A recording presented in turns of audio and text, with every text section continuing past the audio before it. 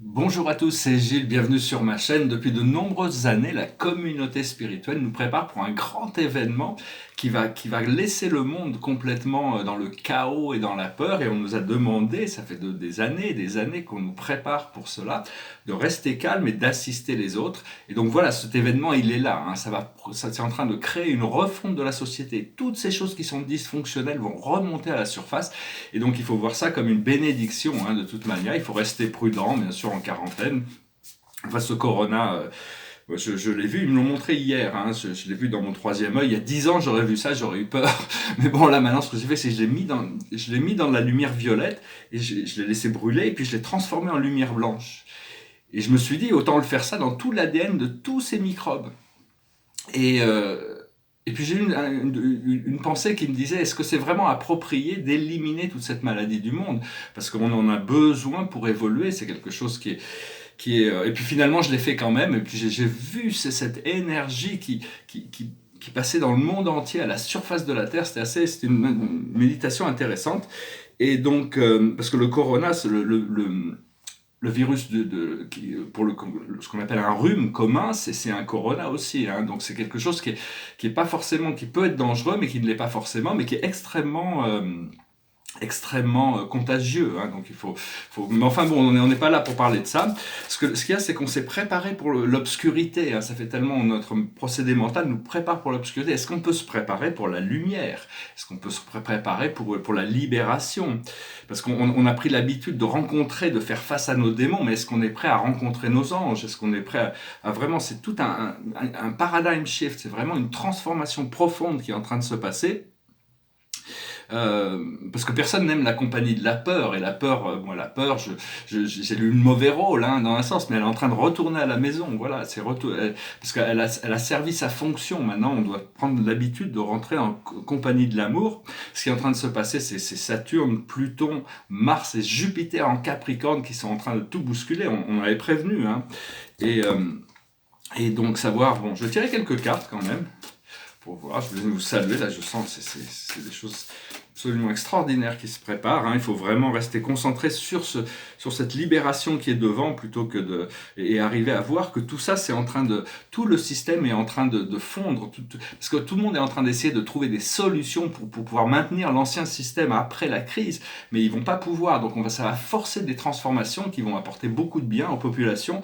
Mais il fallait ça, de toute manière. Je ne fais qu'exprimer des idées, de toute manière. Après ça, chacun suit sa voie, sa destinée, son cœur. Alors, je dirais 10 cartes. La carte, c'est Yin, c'est-à-dire arriver à lâcher prise sur l'idée qu'on a besoin de faire des choses. On peut laisser le plan divin se dérouler, les choses venir à nous. Autour de cette énergie, c'est le respect des règles, c'est-à-dire comprendre les règles de la société, mais aussi comprendre la loi divine, s'harmoniser, comprendre quel est l'ordre des choses, être en alignement avec le plus haut bien. Ce que l'on voit devant nous, c'est heureux. C'est une situation qui est tellement belle, tellement parfaite, tellement extraordinaire qu'on ne peut que se réjouir. Dans notre passé lointain, on a allé loin, c'est-à-dire on s'est préparé pour ce marathon. Et là, on est parti. Actuellement, là où on en est, c'est la confiance, c'est de savoir que tout va bien, tout est parfait, on est complètement dans notre pouvoir, et on se prépare pour cet extraordinaire événement qui continue de se développer, qui va permettre cette refonte de la société et une refonte de notre vie personnelle, avec cette nouvelle lune là qui arrive en bélier. Ça va être très très puissant, Mars est l'activateur de toute manière. Ce qui arrive dans le futur immédiat, c'est faire du ménage, c'est-à-dire on va devoir dépoussiérer devant notre porte, on va pouvoir dépoussiérer tous ces anciens systèmes. Et la carte la force que l'on a dans cette situation, c'est à la mer. Il faut se jeter à l'eau, faut revenir à la source. C'est une rivière, on doit rentrer dans la rivière. Et cette rivière, c'est une rivière collective. On va tous arriver dans l'océan de l'unité. Ce qui vient autour de nous, c'est la symphonie inachevée, c'est-à-dire on n'a pas fini le cycle encore. Il y a encore des choses à adresser. Il y a des choses sur lesquelles on doit travailler. Et ce qui est dans notre émotion interne, c'est la tribu, c'est-à-dire reconnecter avec toute notre famille d'âme, avec tous les gens qui partagent nos valeurs, avec lesquels on se sent bien. Hein. C'est vraiment cette retrouvaille de toutes ces familles d'âme, parce qu'on est éparpillés dans le monde, mais on va pouvoir commencer à se retrouver, et donc ça va faire beaucoup de... rien d'autre ne peut nous apporter ça, hein, que de reconnecter avec tous ces gens qui sont très très proches de notre âme.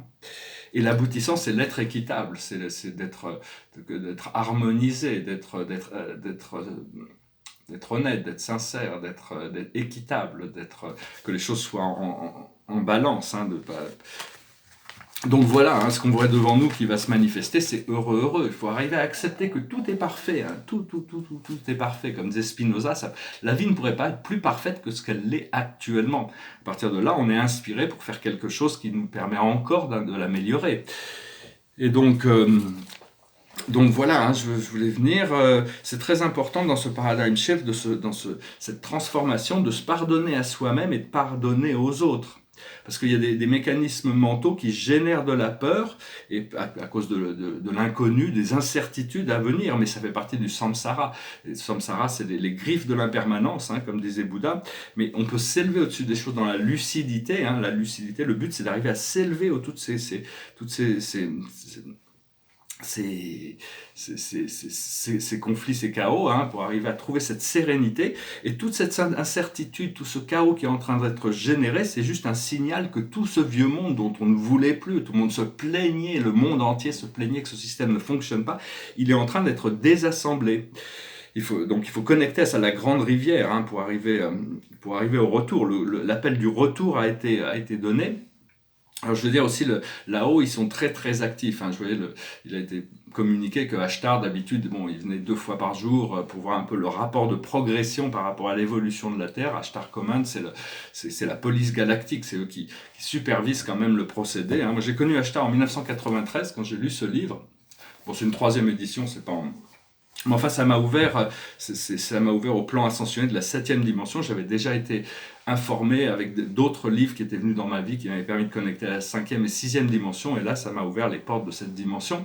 Et donc, il faut savoir que tous les livres, quand ils rentrent dans notre vie, c'est exactement au bon moment et c'est ce que l'on a besoin d'apprendre. Donc, si vous êtes attiré par un livre, même si personne d'autre ne peut être intéressé, c'est qu'il y a un message pour vous dedans.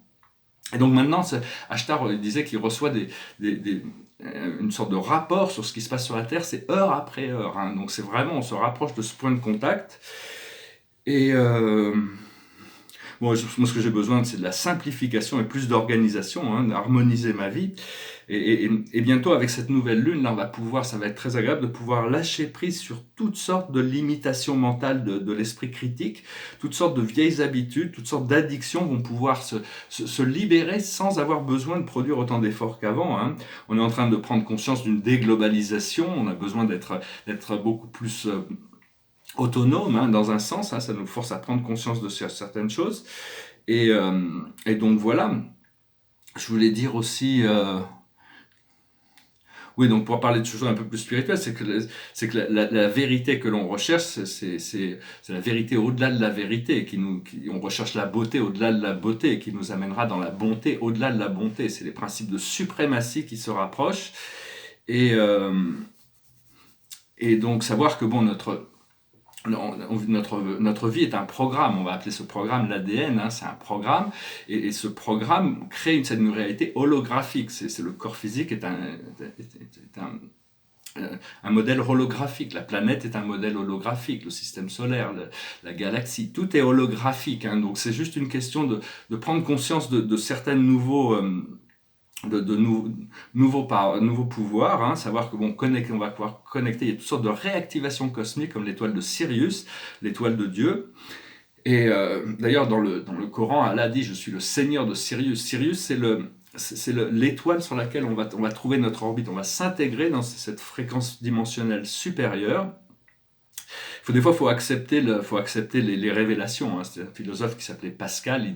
Pour lui, les révélations de l'évangile se suffisaient à soi-même. Et l'esprit me disait que c'était bien actuellement d'évangéliser un petit peu, de retourner. Le Christ a une mission essentielle, donc c'est bien de l'appeler. Hein.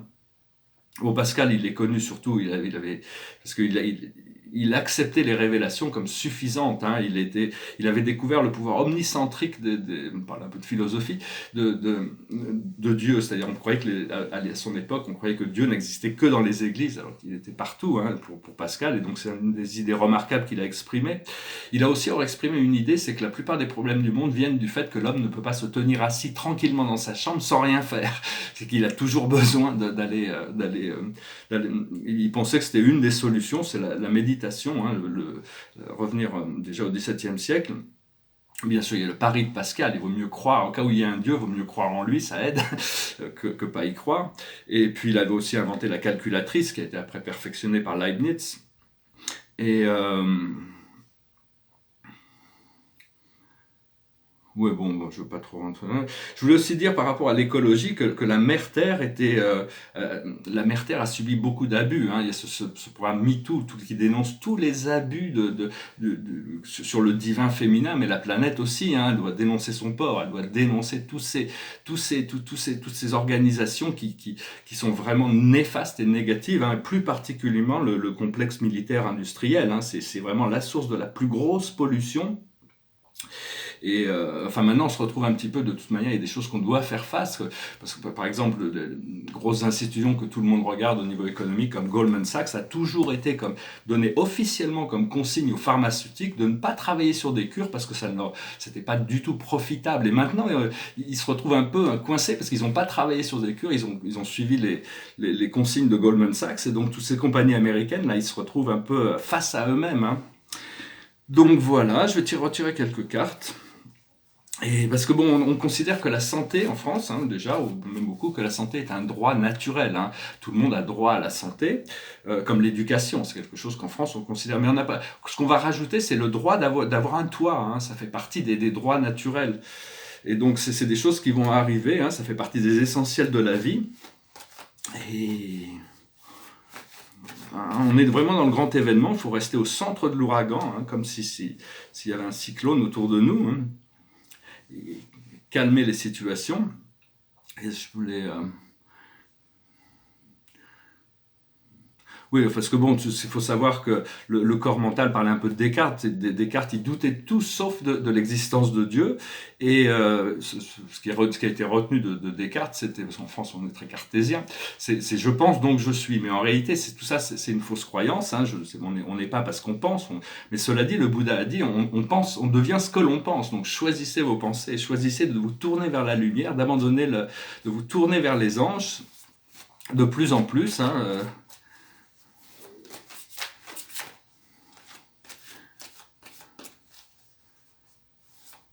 le corps mental n'est pas la source de notre être. Hein. Le corps mental, c'est juste un associé de l'âme qui doit nous aider à nous élever. Et voilà, je n'ai pas trop pris de...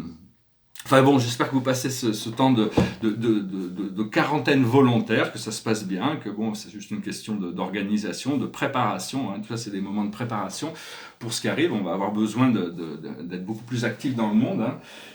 Après ça, et ici c'est un trou blanc, c'est un tableau sur un trou blanc, j'en ai fait plusieurs, c'est des spirales blanches, et parce qu'on connaît un petit peu, on a entendu parler des trous noirs, mais on ne connaît pas les trous bleus, les trous blancs, et même les trous noirs, on pense que les îles sombres de l'espace sont des trous noirs, alors qu'en réalité c'est pas des trous noirs, les trous noirs existent vraiment, mais on ne sait pas encore les utiliser, et bientôt on apprendra leur véritable nature, et on pourra les utiliser pour voyager dans l'univers, parce qu'on comprendra leur nature, on ne comprend pas que chaque fois qu'on... Enfin bon, il y a plein de gens qui vont me dire non, c'est pas vrai, parce que bon, c'est pas ce qu'ils ont lu dans les livres ou dans la presse, mais quand on passe d'une dimension à une autre, quand on s'endort, on passe à travers un trou noir, et quand on se réveille le matin, qu'on a un rêve, c'est qu'on est passé on a reçu une information quand on est passé à travers ce trou noir qui se trouve à la base. Hein. Et si c'est un intérieur qui... le tableau abstrait, c'est sûr que ça me permet de travailler sur des tableaux abstraits. C'est-à-dire que si je veux faire des tableaux décoratifs abstraits, ça me montre que mon celui-là est assez réussi. Que bon, ça me donne des idées, c'est des séries d'intérieurs.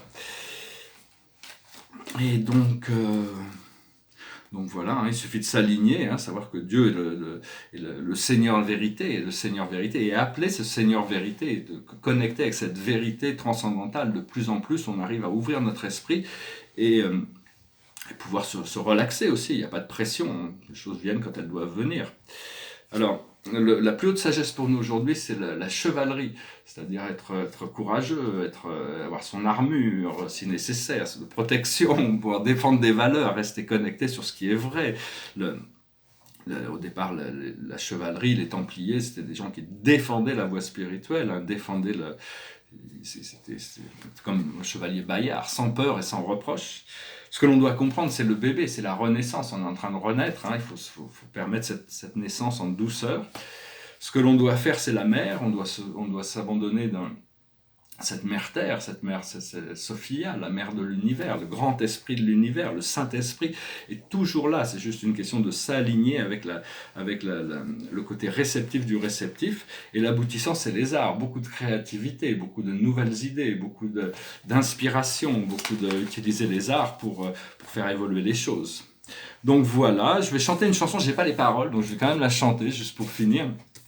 Elle me passait par la tête, c'est une chanson qui a un contenu assez spirituel, hein, donc je vais essayer de la chanter, j'espère que je ne vais pas oublier les paroles au milieu. It goes like this. Who knows what tomorrow brings? In a world, few hearts survive. All I know is the way I feel. When it's real, I keep it alive. The road is long. There are mountains in our way, but we climb a step every day. Love lifts us up where we belong, where the eagles cry on a mountain high. Love lifts us up where we belong, far from the world below, up where the clear winds blow. Some hang on to what used to be, live their lives looking behind. All we have is here and now, all our lives out there to find. The road is long. There are mountains in our way, but we climb a step every day.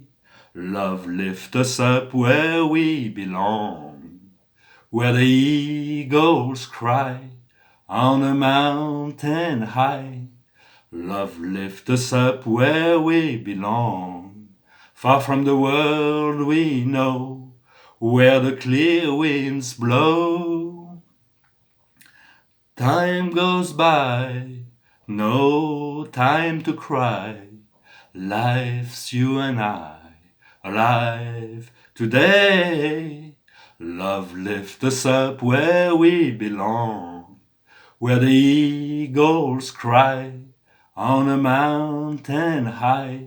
Life lifts us up where we belong, far from the world we know, up where the clear winds blow. Voilà. J'espère que vous passez une bonne journée. Hein. Je voulais vous saluer, faire une vidéo. C'est une nouvelle, c'est une habitude que j'ai prise. Mais bon, c'est pas vraiment une addiction. Si je devais l'arrêter, je pourrais. Hein. C'est juste que bon, on est venu ici pour communiquer. Il faut continuer à communiquer. Et là, actuellement, vu qu'on est tous en quarantaine, l'internet, c'est vraiment parfait. Et les compagnies d'internet vont bien profiter, hein, de toute manière, comme toutes les choses, les livraisons et tout ça. On ne va pas leur en vouloir pour ça, hein, de toute manière. Donc, écoutez, je vous souhaite une excellente journée. Je vous remercie pour tout. Je vous salue. Je vous dis à bientôt. Namasté.